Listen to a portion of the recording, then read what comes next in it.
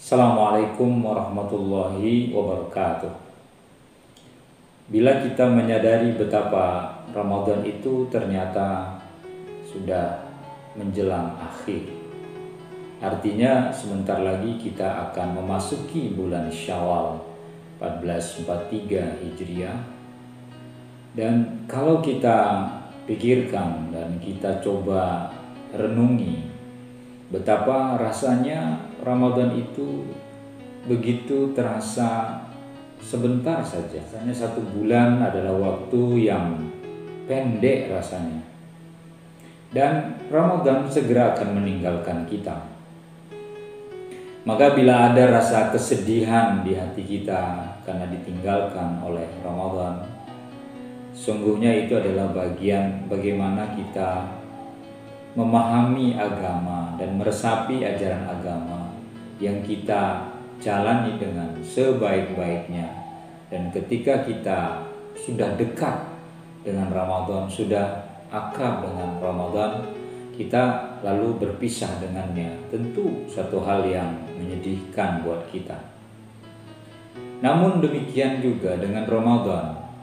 Ketika Ramadan segera akan meninggalkan kita, karena kita segera memasuki bulan Syawal, maka Ramadan, andaikan ia bisa berbicara, ia akan mengatakan bahwa ini adalah keharuan yang ia rasakan ketika kita sudah begitu akrab dan dekatnya dengan Ramadan. Ramadan bukan hanya sekedar kita melaksanakan ibadah puasa, tapi Ramadan bagi kita adalah sebuah akademi, tempat kita menuntut ilmu, tempat kita sharing, tempat kita belajar, tempat kita menempa diri agar menjadi pribadi-pribadi yang baik, menjadi pribadi-pribadi yang berkualitas.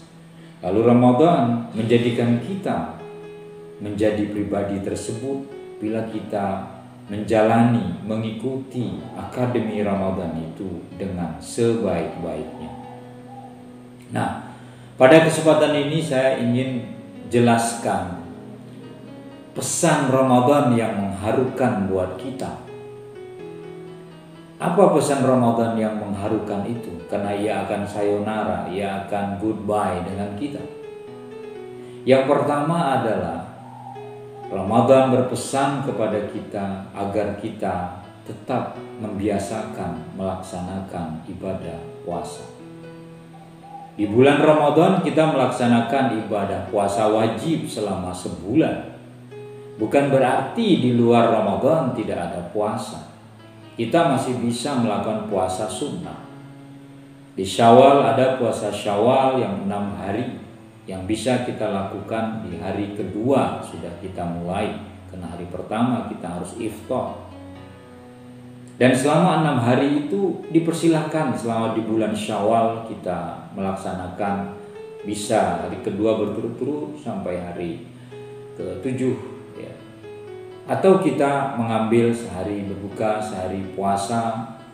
Tapi sejauh itu masih bulan Syawal, 6 hari yang kita lakukan. Yang puasanya kata Rasulullah pahalanya sama dengan 1 tahun kita berpuasa. Luar biasa. Nah, kebiasaan ini yang dititipkan oleh Ramadan kepada kita agar kita tetap membiasakan diri untuk berpuasa.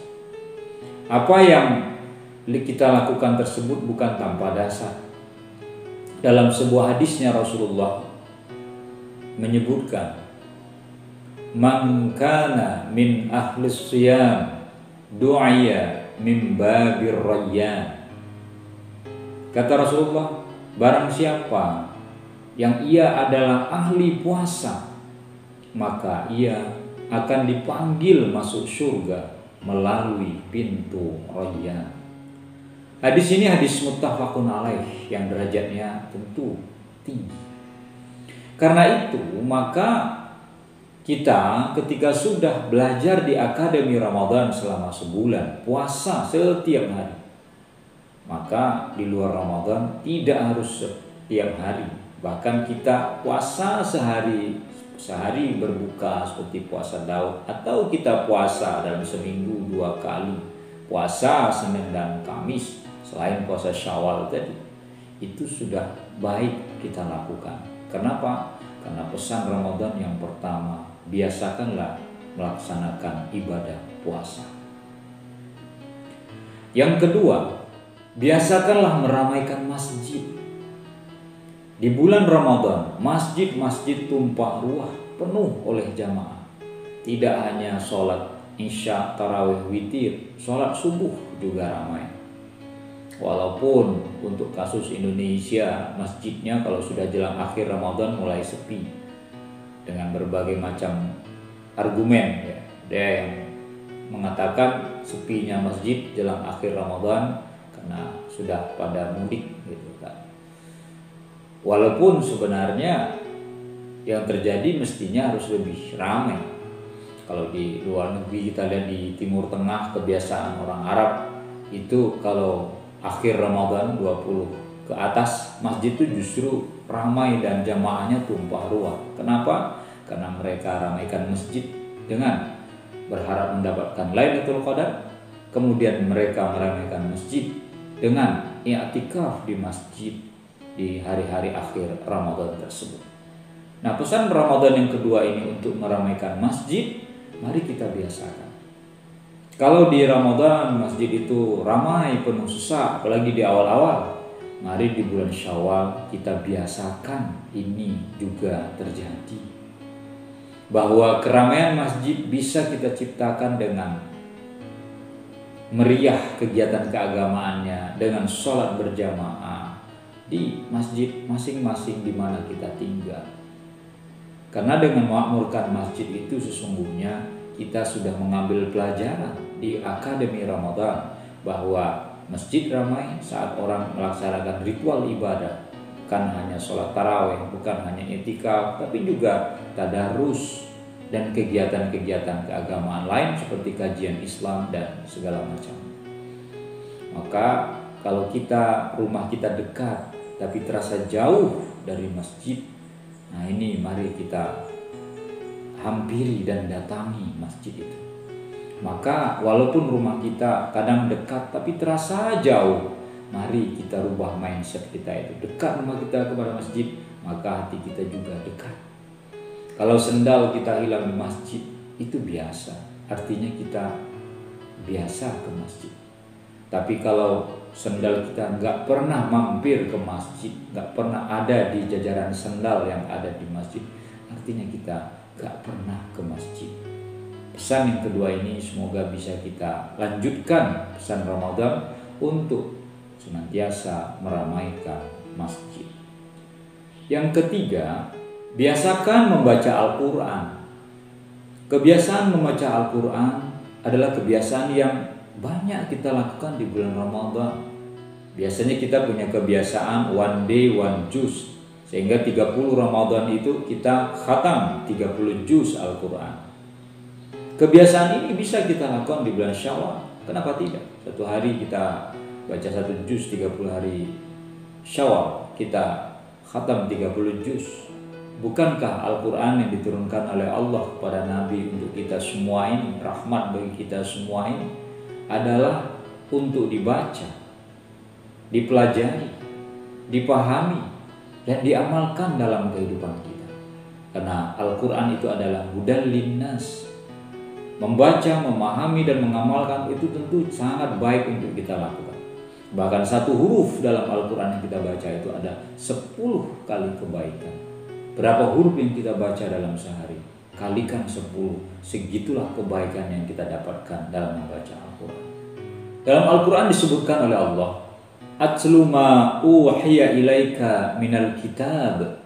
Bacalah kitab Al-Quran yang telah diturunkan kepadamu, hai Muhammad, kata Allah. Allah memerintahkan kita untuk membaca Al-Quran. Dan lebih jauh lagi kita pahami isi kandungan Al-Quran. Dan lebih jauh lagi kita amalkan isi dari Al-Quran yang menjadi pedoman tersebut. Karena kalau kita berpedoman pada Al-Quran, insya Allah pasti kita akan selamat fid dini wad dunya wal akhirah. Selamat dalam beragama, selamat di dunia, dan selamat di akhirat. Yang keempat, biasakanlah bersedekah. Di Ramadan, setelah kita sholat Isya lalu menjelang penceramah berdiri atau saat penceramah berdiri di mimbar, kota infak diedarkan di depan kita. Lalu kita bersedekah. 30 Ramadan, 30 subuh kita bersedekah. Kalau setiap hari kita bersedekah 2 kali, artinya kita ada 60 kali bersedekah. Bukan masalah jumlahnya, bukan masalah banyaknya, tapi kebiasaan bersedekah itu yang harus kita lakukan dalam kehidupan kita. Infak dan sedekah itu adalah perbuatan baik yang amalnya nanti akan kembali kepada kita balasannya. Balasan dari perbuatan tersebut akan kita dapatkan. Jangan kita memikirkan harta hanya untuk ditimbun. Itu tidak akan membantu dan tidak akan membuat kita bahagia di akhirat.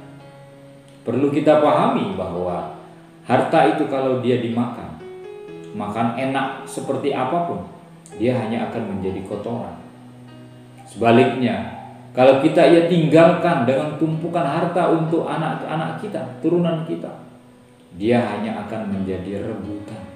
Dan kadang mereka bertikai karena harta yang ditinggalkan oleh orang tuanya.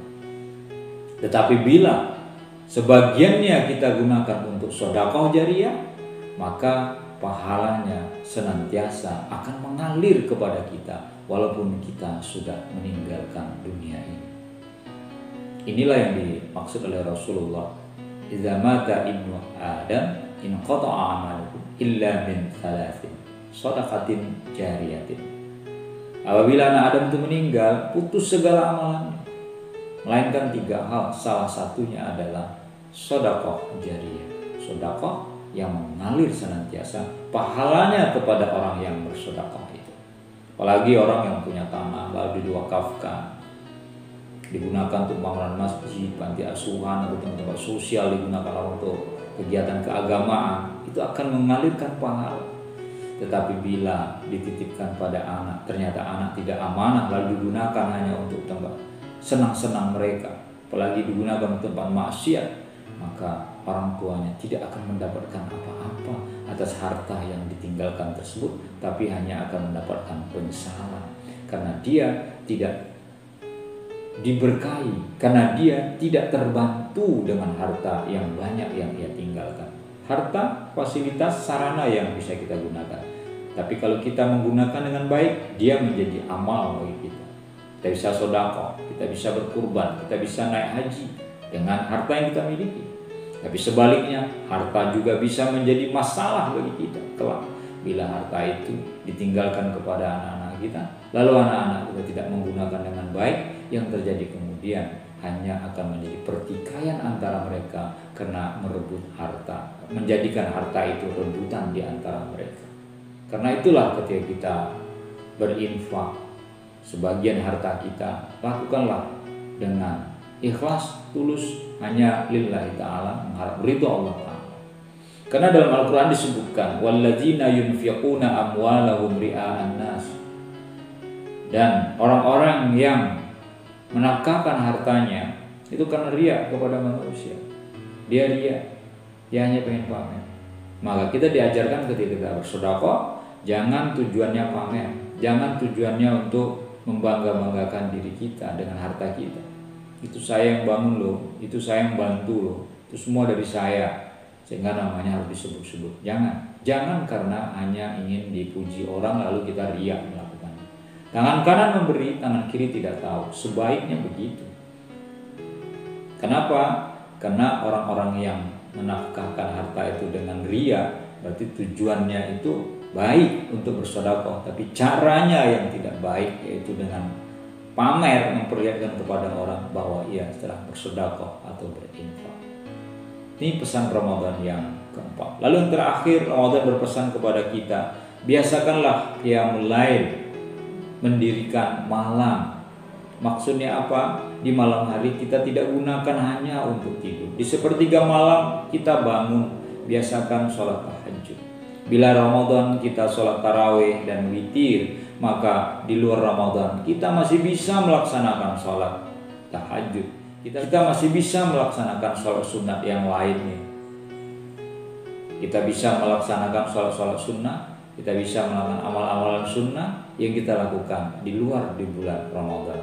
Dan dalam Al-Quran disebutkan dalam surat Al-Isra ayat 79 Allah mengatakan, wa minal laili fatahajjad bihi nafilatan lak asa an yab'atsaka rabbuka maqaman mahmuda.